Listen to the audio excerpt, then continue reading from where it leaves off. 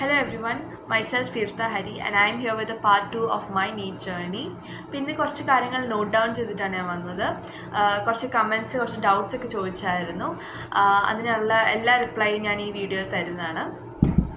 So first of all, നമ്മൾ NEET എന്നൊരു competitive എക്സാമിന് വേണ്ടി ഫോക്കസ് ചെയ്യുമ്പം the first thing we should have is a genuine interest towards what we are studying.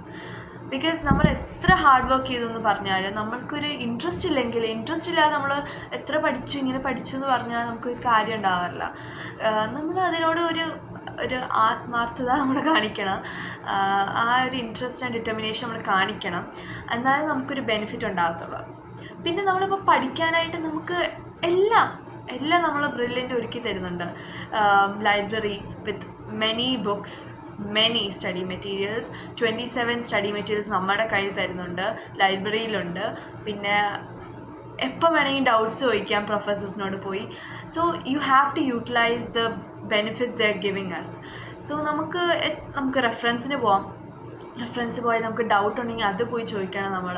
നമ്മൾ materials എല്ലാം പറ്റുന്ന അത്ര നമ്മൾ യൂസ് ചെയ്യാൻ നോക്കണം. പിന്നെ നമുക്ക് ചിലപ്പം കുറേ ഹോളിഡേയ്സൊക്കെ ഉണ്ട്. നമുക്ക് ഓണം വെക്കേഷൻ ഉണ്ടാവും, 10 ഡേയ്സോളം ഉണ്ട്. And puja holidays 2 days, Christmas vacation, അതെല്ലാം ഉണ്ട്. ബട്ട് നമ്മൾ ആ സമയത്ത് it's according to your wish. Okay, ഞാൻ എൻ്റെ ഒരു പോയിൻ്റ് ഓഫ് വ്യൂ ആണ് ഞാൻ പറയുന്നത്. നമ്മളിപ്പോൾ വെക്കേഷൻ നമ്മൾ വീട്ടിൽ പോവുകയാണെങ്കിൽ, ഫോർ മീ പേഴ്സണലി, എനിക്ക് ചിലപ്പം ഹോസ്റ്റലിൽ പഠിക്കാൻ പറ്റുന്ന അത്ര എനിക്ക് വീട്ടിൽ പഠിക്കാൻ പറ്റില്ല. എനിക്കൊരു മനസ്സിൽ അങ്ങനെയാണ്. അതുകൊണ്ട് ഞാൻ I prefer to stay in hostel and study. Because it's just നമ്മൾ കുറച്ച് മന്ത്സ് നമ്മൾ പഠിക്കുന്നുള്ളൂ ഈ കാര്യത്തിന്. നമ്മൾ ആ സമയം കൊണ്ട് ആ ടൈം നമ്മൾ യൂട്ടിലൈസ് ചെയ്താൽ, കിട്ടുന്ന ഏത് സമയം നമ്മൾ യൂട്ടിലൈസ് ചെയ്താൽ it would benefit us in NEET. That's for sure. അതുകൊണ്ടാണ് എൻ്റെ മനസ്സിൽ ഞാൻ അതൊക്കെ കൊണ്ടാണ് എനിക്ക് നീറ്റിന് നല്ലപോലെ ചെയ്യാൻ പറ്റിയെന്ന് ഞാൻ വിശ്വസിക്കുന്നത്. And of course it's all each one of S point of view. പിന്നെ ബ്രില്യൻറ്റ് എക്സാംസ്, അത് ബ്രില്യൻറ്റ് പറയുന്നതാണ്. അതുപോലെ ഞാനിപ്പോൾ പറയുന്നു, എല്ലാ എക്സാംസ് അറ്റൻഡ് ചെയ്യാം. കാരണം നമുക്ക് ഏത് എക്സാമിലും നമുക്കൊരു പുതിയ കാര്യം നമ്മൾ പഠിക്കാൻ കിട്ടും. That's for sure. നമ്മൾ ഓരോ എക്സാമിന് വേണ്ടി ടെക്സ്റ്റ് ബുക്ക് തുറക്കുമ്പോഴും ഓരോ പോയിൻ്റ് നമ്മൾ എക്സ്ട്രാ കാണും. That's surprising for me too. പക്ഷേ ഞാൻ ഓണസ്റ്റ്ലി പറയാം, നമ്മൾ എല്ലാ എക്സാംസ് അറ്റൻഡ് ചെയ്താൽ you will get an experienced and the confidence to face NEET. That's for sure. ഞങ്ങളുടെ എക്സാം എന്ന് വെച്ചാൽ നല്ല ഹാർഡായിരുന്നു, നല്ല ടഫായിരുന്നു. പക്ഷേ എന്തോ ഭാഗ്യത്തിന് ആ സമയത്ത് ആ പ്രസൻസ് ഓഫ് മൈൻഡ് കിട്ടണമെങ്കിൽ നമ്മൾ പണ്ടത്തെ ഒരു എക്സാമിന് നമുക്ക് ചിലപ്പം കുറേ ഭയങ്കര ഹാർഡ് എക്സാംസ് ഉണ്ടായിരുന്നു, വെരി ഈസി എക്സാംസും ഉണ്ടായിരുന്നു. അപ്പോൾ അതിനെല്ലാം നമ്മുടെ മൈൻഡ് സെറ്റ് എന്തായിരുന്നു, അതെല്ലാം ആ സമയത്ത് നമ്മൾ ഷേപ്പ് ചെയ്തപ്പോൾ നമുക്ക് നീറ്റ് എന്ന ആ സമയത്ത് ഞങ്ങൾക്ക് ആ ഒരു 3 hours ഞങ്ങൾക്ക് കിട്ടിയ ആ പ്രസൻസ് ഓഫ് മൈൻഡ്, അത് നമ്മൾ ബ്രില്യൻ്റിൽ എക്സാംസ് അറ്റൻഡ് ചെയ്തുകൊണ്ട് തന്നെയാണ്. അതാണ് ഞാൻ വിശ്വസിക്കുന്നത്. പിന്നെ പറയാനുള്ളത്, കുറേ ആൾക്കാർ ചോദിച്ചായിരുന്നു മെത്തേഡ് ഓഫ് സ്റ്റഡി. എനിക്കങ്ങനെ വലിയ സ്പെഷ്യൽ മെത്തേഡ്സ് ഒന്നും ഇല്ലായിരുന്നു. എല്ലാവരും പഠിക്കുന്നതുകൊണ്ടായിരുന്നു ഞാനും പഠിക്കുന്നത്. ഫിസിക്സൊക്കെ എനിക്ക് പേഴ്സണലി ഷോർട്ട് നോട്ട്സ് ഒന്നും വർക്കൗട്ട് ആവാറില്ലായിരുന്നു. ഞാൻ അങ്ങനെ ഉണ്ടാക്കി ശീലിച്ചിട്ടില്ലായിരുന്നു. ഞാൻ 12th വരെയും കംപ്ലീറ്റ് നോട്ട്സ് വെച്ചായിരുന്നു പഠിച്ചുകൊണ്ടിരുന്നത്. അപ്പം എനിക്ക് ഷോർട്ട് നോട്ട്സ് ഉണ്ടാക്കുന്ന അത്ര കംഫർട്ടബിൾ അല്ലായിരുന്നു. കാരണം ഞാൻ ഫോർമുലാസ് നോക്കുമ്പോൾ എനിക്ക് അതിനകത്തുള്ള കണ്ടൻറ്റ് എന്താണെന്ന് എനിക്ക് അറിയണം, എന്നാലേ എനിക്കതൊരു പഠിക്കുമ്പോൾ ഒരു സാറ്റിസ്ഫാക്ഷൻ കിട്ടാറുള്ളൂ. അപ്പോൾ ഞാനപ്പോൾ ഫുൾ കംപ്ലീറ്റ് നോട്ട്സ് ഞാൻ A4 സൈസ് പേപ്പറിലാണ് നോട്ട്സൊക്കെ എഴുതിക്കൊണ്ടിരുന്നത്. അപ്പോൾ ഞാൻ ആ നോട്ട്സ് ഫയൽ ചെയ്ത് വെച്ചു. ലാസ്റ്റൊക്കെ ആയപ്പം ഇങ്ങനെ ഓരോ ഫയൽസ് ഇങ്ങനെ വെച്ചിട്ട്, പിന്നെ ആവശ്യമുള്ള സമയത്ത് എക്സാം ടൈം ആകുമ്പോൾ അത് ഫുൾ വായിച്ചു നോക്കും. ഞാൻ ഫോർമുലാസ് ആകുമ്പം ഞാൻ നോട്ട്സിൽ തന്നെ ഹൈലൈറ്റ് ചെയ്യുമായിരുന്നു പോയിൻറ്റ്സ്. ഞാൻ നോട്ട്സ് പിന്നെ ഓരോ എക്സാമിന് പഠിക്കുമ്പം ഞാൻ ഹൈലൈറ്റർ യൂസ് ചെയ്തിട്ട് ആ നോട്ട്സിലെ മെയിൻ പോയിൻറ്റ്സ് ഞാൻ ഹൈലൈറ്റ് ചെയ്യുമായിരുന്നു. എനിക്കത് വേറെ പേപ്പറിലേക്ക് എഴുതുമ്പോൾ കുറച്ച് അൺകംഫർട്ടബിൾ ആയിട്ട് തോന്നാറുണ്ടായിരുന്നു പഠിക്കാൻ. So I decided to mark it in the notes itself. പിന്നെ അതിൻ്റെ താഴെ തന്നെ നമ്മൾ ഫോർമുല ഉണ്ടാവും, അത് ഞാൻ ബോക്സ് ഇട്ടിട്ട് പിന്നെ അത് ഒരു ഹൈലൈറ്റർ വെച്ച് മാർക്ക് ചെയ്യാറുണ്ടായിരുന്നു, just make sure that I remember it. അങ്ങനെയാണ് ഞാൻ ഫിസിക്സ് ചെയ്തുകൊണ്ടിരുന്നത്. പിന്നെ ക്വസ്റ്റ്യൻസ് ചെയ്യാം, വർക്ക് ബുക്ക് ചെയ്യണം, വർക്ക് ബുക്ക് ചെയ്താൽ നമുക്കിത് ഡൗട്ട് ഉണ്ടെങ്കിൽ തന്നെ പ്രൊഫസേഴ്സിൻ്റെ അടുത്ത് പോകാം. ഞാൻ കുറേ ഡൗട്ടായിട്ടൊക്കെ പോയിട്ടുണ്ട് പ്രൊഫസേഴ്സിൻ്റെ അടുത്ത്. റെഫറൻസ് ഒക്കെ പോകുന്ന സമയത്ത് ഈ വർക്ക് ബുക്കൊക്കെ സോൾവ് ചെയ്യുമ്പോൾ നമുക്ക് ഡൗട്ട് വരും. ഓഫ് കോഴ്സ് അത് നമുക്ക് എല്ലാ ലെവൽ ക്വസ്റ്റ്യൻസും ഉണ്ട്. Small to medium level, high ലെവലൊക്കെ ഉണ്ട്. ജെഇ ലെവൽ ചില ക്വസ്റ്റ്യൻസ് ഉണ്ടാവും. അതൊക്കെ നമ്മൾ പ്രൊഫസേഴ്സിനോട് ചോദിച്ചാൽ അവർ പറഞ്ഞു തരും നമുക്ക് നല്ലപോലെ. നമുക്ക് ഫസ്റ്റ് നമ്മൾ ചെയ്ത് നോക്കണം. ആദ്യം ചെയ്ത് നോക്കി നമുക്ക് അത്ര കിട്ടാതെ വരുവാണെങ്കിൽ മാത്രം അവരുടെ അടുത്ത് ചോദിക്കുക. പിന്നെ കെമിസ്ട്രി NCERT, പിന്നെ അതേപോലെ സ്റ്റഡി പാക്കേജ്, ഫിസിക്സിൻ്റെ സ്റ്റഡി പാക്കേജ് നല്ലതാണ്. അതും നമ്മൾ ചെയ്ത് നോക്കുക. എനിക്ക് എല്ലാ ബുക്സും ചെയ്യാൻ ടൈം കിട്ടിയിട്ടില്ലായിരുന്നു എല്ലാം റെഫർ ചെയ്യാൻ. ബട്ട് ഞാൻ പറ്റുന്നത്ര റെഫർ ചെയ്തിട്ടുണ്ടായിരുന്നു ബുക്സ്. സ്റ്റഡി പാക്കേജ് ഞാൻ യൂസ് ചെയ്തിട്ടുണ്ടായിരുന്നു. പിന്നെ കെമിസ്ട്രിയിലേക്ക് വരുവാണെങ്കിൽ ഞാൻ ടെക്സ്റ്റ് ബുക്ക് നല്ലപോലെ വായിക്കാം. ടെക്സ്റ്റ് ബുക്കിലെ അകത്തെ ക്വസ്റ്റ്യൻസ് എല്ലാം എനിക്ക് ചെയ്യാൻ പറ്റിയിട്ടില്ല. ബട്ട് സ്റ്റിൽ ഞാൻ ക്വസ്റ്റ്യൻസൊക്കെ ചെയ്തിട്ടുണ്ടായിരുന്നു. പിന്നെ നമുക്ക് വർക്ക് ബുക്ക്, ക്ലാസ് ബുക്കുണ്ട്, അതെല്ലാം ചെയ്യുക. പിന്നെ അതേപോലെ നോട്ട്സ്, ഇതിനകത്ത് ഇമ്പോർട്ടൻറ്റ് ചാപ്റ്റേഴ്സ്, അത്രയ്ക്ക് നമുക്ക് ഡൗട്ട്ഫുൾ ആയിട്ടുള്ള ചാപ്റ്റേഴ്സൊക്കെ ഞാൻ മാർക്ക് ചെയ്യുമായിരുന്നു. പോയിൻറ്റ്സൊക്കെ മിക്ക ചാപ്റ്റേഴ്സ് ഞാൻ ചെയ്യുമായിരുന്നത്. കാരണം എനിക്കതായിരുന്നു. പിന്നെ റിവിഷൻ പോലെ ഞാൻ അതായിരുന്നു ചെയ്തുകൊണ്ടിരുന്നത്. ഹൈലൈറ്റഡ് പോയിൻറ്റ്സ് വായിക്കുമായിരുന്നു. പിന്നെ ഫോർമുലാസ് സെയിം ആസ് ഫിസിക്സ്. പിന്നെ ടെക്സ്റ്റ് ബുക്ക് വായിക്കാം, നല്ലപോലെ വായിക്കാം. ഇനോർഗാനിക്കും DNF ബ്ലോക്കൊക്കെ എൻ്റെ ഫുൾ ഹൈലൈറ്റർ വെച്ച് മാർക്ക് ചെയ്ത് വെച്ചേക്കാം, ഡിഫറെൻറ്റ് കളേഴ്സ് വെച്ച്. പക്ഷേ നമ്മളിപ്പോൾ ഡിഫറെൻറ്റ് കളേഴ്സ് വെച്ച് ഹൈലൈറ്റ് ചെയ്താൽ നമുക്കൊരു എനിക്ക് തോന്നുന്നു DNF ബ്ലോക്ക്, P ബ്ലോക്ക്, ആ ചാപ്റ്റേഴ്സ്, കോർഡിനേഷൻ കമ്പൗണ്ട്സ്, അതെല്ലാം ഞാൻ നോട്ട്സൊക്കെ ചിലതൊക്കെ നോട്ട്സ് ഞാൻ ടെക്സ്റ്റ് ബുക്ക് തന്നെ എഴുതി വെച്ചു. അപ്പം എനിക്കപ്പോൾ ടെക്സ്റ്റ് ബുക്ക് മാത്രമായിരുന്നു ഞാൻ ആ ചാപ്റ്റേഴ്സിന് യൂസ് ചെയ്തത്. ബാക്കി ചാപ്റ്റേഴ്സ് നോട്ട്സൊക്കെ യൂസ് ചെയ്ത് ആ ചാപ്റ്ററിനൊക്കെ ഞാൻ ടെക്സ്റ്റ് ബുക്കിൽ തന്നെ നോട്ട്സ്, ഈ ഓർഡറൊക്കെ ഉണ്ടാവില്ലേ, boiling point order, melting point, അതെല്ലാം ഞാൻ ടെക്സ്റ്റ് ബുക്കിൽ തന്നെ മാർക്ക് ചെയ്ത് വെച്ചു. സോ എനിക്ക് ടെക്സ്റ്റ് ബുക്ക് വായിക്കുന്ന സമയത്ത് തന്നെ ആ ഇതും കാണുമ്പം അത് ധറവാകും. അങ്ങനെ ഞാൻ അത് എല്ലാ എക്സാമിനും വായിക്കണം. എല്ലാ എക്സാമിനും തലേ ദിവസം ഇരുന്ന് വായിക്കുക, അല്ലെങ്കിൽ അന്ന് രാവിലെ വായിക്കണം. കാരണം അത് മറന്നുപോകും. എനിക്ക് എപ്പോഴും മറന്നു പോകുന്ന സാധനങ്ങളായിരുന്നു അതൊക്കെ. പിന്നെ ഞാൻ ചില നമ്പേഴ്സൊക്കെ ഉണ്ട്, ലൈറ്റ് ഇയേഴ്സ്, പിന്നെ ഫെർമി, അങ്ങനെ കുറച്ച് യൂണിറ്റ്സ് ഉണ്ടല്ലോ, യൂണിറ്റ്സ് ആൻഡ് മെഷർമെൻറ്റ്സിൽ, അതൊക്കെ ഞാൻ അത് ഞാൻ സ്റ്റിക്കി നോട്ടിൽ എഴുതിയിട്ട് ഒട്ടിച്ച് വെച്ചായിരുന്നു. അങ്ങനെ ചില കാര്യങ്ങൾ. പിന്നെ നമ്മുടെ ഇലക്ട്രോ മാഗ്നറ്റിക് വേവ്സ് ചാപ്റ്റർ ചെയ്യുന്ന ആ ടേബിൾ ഉണ്ടല്ലോ, റേഡിയോ വേവ്സ്, എക്സ്റേസ്, അതെല്ലാം അതിലെ വേവ് ലെങ്ത് ഞാൻ എഴുതി വെച്ചിട്ട് സ്റ്റിക്കി നോട്ടിൽ എഴുതി വെച്ച് ഒട്ടിച്ച് വെച്ചായിരുന്നു.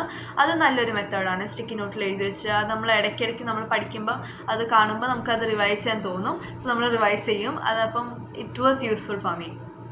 പിന്നെ പറയുകയാണെങ്കിൽ ക്വസ്റ്റ്യൻസ് തന്നെ ചെയ്യാം. അതിനും സ്റ്റഡി പാക്കേജ് നല്ലതായിരുന്നു. പിന്നെ വേറെന്താ, കെമിസ്ട്രിയെക്കുറിച്ച് ഇത്രേ ഉള്ളൂ. കെമിസ്ട്രിയെക്കുറിച്ച് ബയോ പറയുകയാണെങ്കിൽ ടെക്സ്റ്റ് ബുക്ക് മാത്രം മതി ശരിക്കും. പിന്നെ ബ്രില്യൻറ്റ് കുറച്ച് എക്സ്ട്രാ പോയിൻറ്റ്സ് ഒക്കെ തരും നമുക്ക്. ആ സമയത്ത് അതൊക്കെ നമ്മൾ ജസ്റ്റ് നോട്ട്സിൽ ഇങ്ങനെ ഹൈലൈറ്റ് ചെയ്ത് വെച്ചാൽ മതി. അല്ലെങ്കിൽ നമുക്ക് വേണമെങ്കിൽ അത് ടെക്സ്റ്റ് ബുക്കിലേക്ക് എഴുതി വെച്ചേക്കാം. ടെക്സ്റ്റ് ബുക്ക് നല്ലപോലെ വായിക്കാം. വായിച്ച് നമുക്ക് തറവാണ്. ആ പേജ് നമ്മൾ പെട്ടെന്ന് വായിച്ചാൽ തന്നെ നമുക്ക് മനസ്സിലാവുന്ന ആ ഒരു അവസ്ഥയിൽ എത്തണം നമ്മൾ. എല്ലാ എക്സാമിനും അത് വായിക്കണം നമ്മൾ. എന്തായാലും മസ്റ്റാണത് ടെക്സ്റ്റ് ബുക്ക് വായിക്കുന്നത്. വേറെ നോട്ട്സ് വായിച്ചില്ലെങ്കിലും ടെക്സ്റ്റ് ബുക്ക് വായിക്കണം. വേറെ എക്സ്ട്രാ പോയിൻറ്റ്സ് ഉണ്ടെങ്കിൽ അത് ജസ്റ്റ് നോക്കിയാലും ബാക്കിയൊക്കെ ടെക്സ്റ്റ് ബുക്കിൽ തന്നെ നമ്മൾ വായിക്കുന്നതായിരിക്കും ബെസ്റ്റ്. കാരണം എല്ലാ എക്സാം കഴിയുമ്പോഴും നമ്മൾ പഠിക്കുമ്പോഴും നമ്മൾ എന്തൊരു ന്യൂ പോയിന്റ് കാണും, ദാറ്റ്സ് ഫോർ ഷുവർ. പിന്നെ ഇപ്പം ഫോർ എക്സാമ്പിൾ വാക്സിൻസിനെ കുറിച്ചൊക്കെ നമുക്ക് സ്റ്റഡി പാക്കേജ് തന്നെ നല്ലപോലെ തന്നിട്ടുണ്ട്. അതൊക്കെ വായിച്ചു നോക്കാം. പിന്നെ മോർഫോളജിയൊക്കെ നമ്മൾ നല്ലപോലെ, അത് ഞാൻ നോട്ട്സ് യൂസ് ചെയ്തത്. മോർഫോളജി എനിക്ക് ടെക്സ്റ്റ് ബുക്കിൽ ഇല്ലായിരുന്നു ആ ചാപ്റ്റർ ഫുള്ളി, ന്യൂ എഡിഷൻ ആയതുകൊണ്ട്.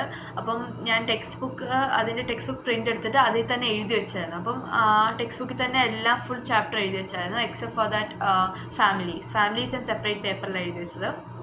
ഞാൻ നോട്ട്സ് എഴുതിയായിരുന്നു. അത് കഴിഞ്ഞിട്ട് ഞാനത് പിന്നെ പഠിക്കുമ്പം അത് കോപ്പി ചെയ്ത് ടെക്സ്റ്റ് ബുക്കിലേക്ക് എഴുതി വെച്ചു. ആ ടെക്സ്റ്റ് ബുക്ക് പ്രിൻ്റ് ഔട്ടിലേക്ക് ഫുൾ എഴുതി വെച്ചിട്ടാണ് പഠിച്ചത്. ഫാമിലീസ് പിന്നെ നോട്ട്സിൽ തന്നെ നോക്കിയാണ് പഠിച്ചത്. അപ്പം ബയോ അങ്ങനെയാണ് ഞാൻ പഠിച്ചത്. പിന്നെ എനിക്ക് മെത്തേഡ് എനിക്ക് ഹെൽപ്ഫുൾ ആയെന്ന് എനിക്ക് വിശ്വസിക്കുന്ന ഒരു കാര്യം എന്ന് വെച്ചാൽ, ഞാൻ നീറ്റ് ഫസ്റ്റൊക്കെ ഞാൻ ബയോ ആയിരുന്നു എക്സാമിന് ചെയ്തുകൊണ്ടിരുന്നത്. First bio, then chemistry, then physics, ഞാനങ്ങനെ ചെയ്തുകൊണ്ടിരുന്നത്. എനിക്ക് പക്ഷേ ആ സമയമൊക്കെ ആകുമ്പം എനിക്ക് ഫീൽ ചെയ്തത്, ഞാൻ ഡിസംബർ വരെ ഞാൻ ആ മെത്തേഡാണ് ഫോളോ ചെയ്തത്. കാരണം എനിക്ക് ഫീൽ ചെയ്തെന്ന് വെച്ചാൽ, ബയോ ഞാൻ ആദ്യം ചെയ്യുമ്പം ഞാൻ പെട്ടെന്ന് അങ്ങ് ചെയ്യും. കാരണം നമുക്ക് എൻ്റെ മനസ്സിലെന്തോ കെമിസ്ട്രി കുറച്ച് വലുതാണ്, ഫിസിക്സ് അതിലേലും വലുതാണ്. അപ്പം ബയോ ചെയ്യുമ്പം കെമിസ്ട്രിയും ഫിസിക്സും കുറേ കാര്യങ്ങളുണ്ടല്ലോ ചെയ്യാൻ, ക്വസ്റ്റ്യൻസ് ചെയ്യാൻ. അപ്പോൾ ബയോ ഞാൻ പെട്ടെന്ന് സ്പീഡ് ചെയ്യും. അപ്പോൾ എനിക്ക് അങ്ങനെ കുറേ മിസ്റ്റേക്സ് വരുമായിരുന്നു. കുറേയെന്ന് വെച്ചാൽ കുറേ ഇങ്ങനെ മിസ്റ്റേക്സ് വരുത്തുമായിരുന്നു ഞാൻ. അപ്പോൾ ഡിസംബർ വരെ ഞാൻ ആ മെത്തേഡ് തന്നെ ഫോളോ ചെയ്തത്. പിന്നെ ഞാൻ ജാനുവരി മോഡൽ എക്സാം സ്റ്റാർട്ട് ചെയ്തപ്പോൾ ഞാൻ മെത്തേഡ് ഒന്ന് ഷിഫ്റ്റ് ചെയ്തു. ഞാൻ കെമിസ്ട്രി ഫസ്റ്റ് ആക്കി, പിന്നെ ബയോ, പിന്നെ ഫിസിക്സ്. അപ്പോൾ കെമിസ്ട്രി ആകുമ്പോൾ നമ്മൾ കുറച്ചുകൂടെ കോൺസെൻട്രേറ്റ് ചെയ്യും, തെറ്റിക്കാൻ പാടില്ല. പിന്നെ നമ്മൾ ഫിസിക്സ്, ബയോ ആകുമ്പോൾ നമുക്ക് 1 hour ഉണ്ട് ഇടയ്ക്കാണത്. അതപ്പോൾ നമുക്ക് സമാധാനമായിട്ട് ചെയ്യാം. ഒരു വലിയൊരു ടോപ്പിക്ക് കെമിസ്ട്രി സബ്ജക്റ്റ് കഴിഞ്ഞു നമുക്ക് എനിക്കൊരു ആശ്വാസം ഉണ്ടായിരുന്നു. അപ്പോൾ അത് കഴിഞ്ഞപ്പോൾ ബയോ ഞാൻ മീഡിയം സ്പീഡിലെടുത്ത് ചെയ്യുമായിരുന്നു. പിന്നെ ലാസ്റ്റായിരുന്നു ഫിസിക്സ് ചെയ്തത്. അപ്പം നീറ്റ് എക്സാമിന് ഞാൻ അങ്ങനെ ചെയ്തത്. അതുകൊണ്ടാണോ എനിക്കറിയില്ല എനിക്ക് മാർക്ക് കിട്ടിയത് ഇങ്ങനെ. എന്നാലും എനിക്കത് ഫീലുണ്ട്. ഒരു നമ്മൾ ഏതൊക്കെ സബ്ജക്ട്സ് ആദ്യം എഴുതുന്നതെന്ന് ബേസ് ചെയ്തിട്ടും നീറ്റിനൊരു ഇതുണ്ടെന്ന് എനിക്ക് ഫീൽ ചെയ്യുന്നത്. കാരണം ബയോ നമ്മൾ പെട്ടെന്ന് ചെയ്യുമ്പോൾ ബയോ ലെങ്തി ആയിരുന്നു ഇപ്രാവശ്യം. സോ ലെങ്തി ആയതുകൊണ്ട് കുറേ ടൈം എടുത്തു. പിന്നെ കെമിസ്ട്രിക്ക് ടൈം കിട്ടിയില്ല. പക്ഷെ ഞാൻ ആദ്യം കെമിസ്ട്രി ചെയ്തത്. പിന്നെ എനിക്ക് ബയോ അപ്പോഴത്തേക്കൊരു ഐഡിയ കിട്ടി എങ്ങനെ എക്സാമിന്. അപ്പോൾ കെമിസ്ട്രി ആദ്യം ചെയ്ത് പിന്നെ ബയോ ഞാൻ ഒരു 50 minutes ഒക്കെ എടുത്തു തോന്നുന്നു. അത് കഴിഞ്ഞാൽ പിന്നെ ഫിസിക്സ് ചെയ്തത്. അപ്പോൾ അതെനിക്ക് യൂസ്ഫുൾ ആയിരുന്നു. സോ ലാസ്റ്റ് എനിക്ക് പറയാനുള്ളത്, ഞാൻ ഫോളോ ചെയ്തൊരു മെത്തേഡായിരുന്നത് don't have a plan B. അത് എനിക്ക് വർക്കൗട്ടായ കാര്യമാണ്. ഞാൻ എൻ്റെ ഫ്രണ്ട്സൊക്കെ പറയുന്നത്, നിനക്ക് പ്ലാൻ ബി വല്ലതും ഉണ്ടോ, നീറ്റ് കിട്ടിയില്ലെങ്കിൽ നമ്മൾ എന്ത് ചെയ്യും എന്ന് ചിലപ്പോൾ ഇടയ്ക്ക് നമുക്ക് ഡിസ്കഷൻസൊക്കെ വരാറുണ്ടായിരുന്നു ഹോസ്റ്റലിൽ വെച്ചൊക്കെ. നമ്മളിപ്പം എക്സാംസൊക്കെ ഹാർഡായി വരുമ്പോൾ ചിലപ്പം നമുക്ക് അങ്ങനെയൊക്കെ ഫീൽ ചെയ്യും. അപ്പോൾ എൻ്റെ മനസ്സിൽ ഞാനൊരു പ്ലാൻ ബി വെച്ചാൽ പിന്നെ പ്ലാൻ എയിലേക്ക് ഞാൻ ഫോക്കസ് ചെയ്യത്തില്ലെന്നാണ് എൻ്റെ മനസ്സിൽ ഞാൻ വെച്ചേക്കുന്നത്. കാരണം ഞാൻ ഇപ്പം ഫോർ എക്സാമ്പിൾ നീറ്റ് കിട്ടിയില്ലെങ്കിലും MBBS കിട്ടിയില്ലെങ്കിൽ ഞാൻ നഴ്സിങ്ങിനെല്ലാം പോവും എന്നൊരു ഐഡിയ ഞാൻ മനസ്സിങ്ങനെ വെച്ചാൽ, ഞാനാണെങ്കിൽ ഇപ്പം കിട്ടിയില്ലെങ്കിൽ ഞാൻ നഴ്സിങ്ങിനെങ്കിലും പോവും അങ്ങനെ ഒരു ചിന്ത വരും എനിക്ക്. അതുണ്ടല്ലോ, ആ ഒരു ഇതുണ്ടല്ലോ എനിക്ക്, നഴ്സിംഗ് ഒരു പ്രൊഫഷൻ ഉണ്ടല്ലോ, അതിനെനിക്ക് പോകാൻ പറ്റും. അപ്പോൾ ഇത് കിട്ടിയില്ലെങ്കിൽ കുഴപ്പമില്ല എന്ന് ഞാൻ മനസ്സിലായിരിക്കും. പക്ഷെ അങ്ങനെ എനിക്ക് തോന്നലുണ്ടായിരുന്നു. അങ്ങനെ വല്ലതും വരുമോ എന്ന് പേടിച്ചിട്ട് ഞാൻ അതിന് പ്ലാൻ ബി വെച്ചില്ലായിരുന്നു. പ്ലാൻ എ തന്നെ, ഒരു പ്ലാനേ ഉള്ളായിരുന്നു എനിക്ക്, MBBS എന്നൊരു കാര്യം. അത് മാത്രമേ എനിക്ക് മതി, അത് മാത്രമേ കിട്ടത്തുള്ളൂ. കിട്ടിയില്ലെങ്കിൽ പിന്നെ ഐ ഡോണ്ട് ഹാവ് എനിത്തിങ്, അതേ അല്ലായിരുന്നു. അപ്പം that was my last option. No repeating, nothing, just 1 chance NEET. അതായിരുന്നു എൻ്റെ മനസ്സിൽ MBBS. സോ അതെനിക്ക് ഹെൽപ്ഫുള്ളായി, ടു ബി ഓണസ്റ്റ്. അത് എല്ലാവർക്കും അത് അഗ്രി ചെയ്യാൻ പറ്റുമെന്ന് എനിക്കറിയില്ല, പക്ഷേ എനിക്കത് വർക്കൗട്ടായി. And so that's it for my NEET journey. അപ്പം എന്തെങ്കിലും ഡൗട്ട്സൊക്കെ ഉണ്ടെങ്കിൽ കമൻറ്റ് സെക്ഷനിൽ പറയുക. I will discuss it in the next video. Thank U.